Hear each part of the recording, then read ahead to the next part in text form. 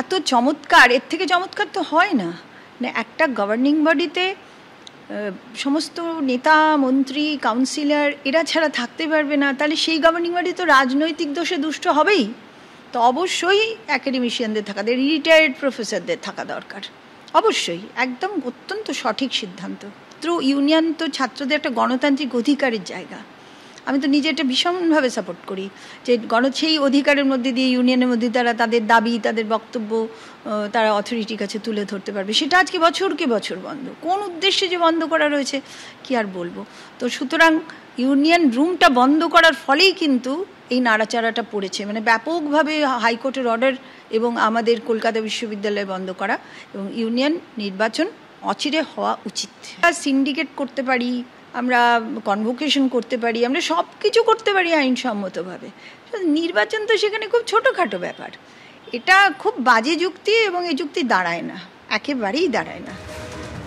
ছাত্র সংসদের নির্বাচন নিয়ে কলকাতা হাইকোর্টের যে পর্যবেক্ষণ তা নিয়ে বিরোধীরা কি বলছেন, বিজেপি সাংসদ সুকান্ত মজুমদার এবং সিপিএম নেতা শতরূপ ঘোষের বক্তব্য রাখবো পরপর।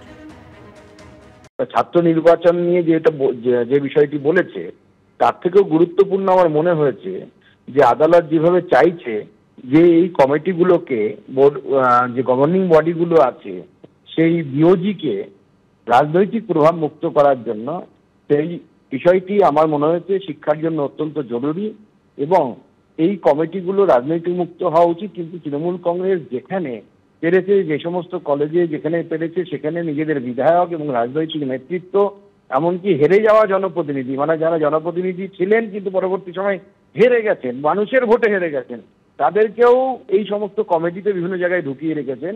যারা হয়তো কলেজের মুখটা ঠিকমতো দেখেনি, কলেজে ঠিকমতো পড়াশুনো করেনি, ব্যাক বেঞ্চার ছিল বা ইউনিয়ন রুমেই বেশি সারাটা দিন যাদের কাটতো, তাদেরকে যদি আপনি কলেজের ভালো মন্দ ভাবার জন্য দায়িত্ব দেন, তাহলে সেই কলেজের অবস্থা যা হওয়ার তাই হচ্ছে, এবং তার ফলে আমরা কসবা কাণ্ডের মতো কাণ্ড দেখতে পাচ্ছি। নিশ্চয়ই একটা ইতিবাচক চিন্তা থেকে, শুভ চিন্তা থেকে কথাটা বলেছেন, সেই চিন্তাটাকে আমরা স্বাগত জানাচ্ছি। কিন্তু ঘটনাটা কি, পশ্চিমবঙ্গের বাস্তবতা কি আপনারা সবাই জানেন। প্রশ্নটা এখানে খালি একটা কলেজের ইউনিয়ন রুম খুলে রাখার প্রশ্ন না, ওটা একটা আলংকারিক ব্যাপার। ইউনিয়ন রুমে থাকবে কি থাকবে না, ইউনিয়ন রুম ছাড়াও তো আপাতত ইউনিয়ন পরিচালনা করা যায়, তার জন্য এটা করা লাগে না। এবং আপনারা জানেন 2017 সাল থেকে আমাদের কলেজে কোনো ইউনিয়ন ইলেকশন হয় না, কিন্তু একেবারে রসিদ নিয়ে কলেজের পক্ষ থেকে স্টুডেন্টস ইউনিয়ন ফিজ বাবদ ছাত্রদের কাছ থেকে মাইনের সঙ্গে টাকা নেওয়া হয়, একদম অফিসিয়ালি টাকা নেওয়া হয়, কোনো এখানে ঢাকঢাক গড়গুড়ের ব্যাপার নেই। একই দিনে ভাঙড় কলেজের গভর্নিং বডির প্রেসিডেন্ট করেছিলেন আরাবুল ইসলামকে। সুতরাং এই পশ্চিমবাংলায় আরাবুল ইসলামরাও কিন্তু শিক্ষাবিদ, তৃণমূলের ডেফিনেশন অনুযায়ী। বেচারাম মান্নারাও শিক্ষাবিদ, বেচারাম মান্নার জীবনী পড়ানো হয় বাচ্চাদের সিলেবাসে।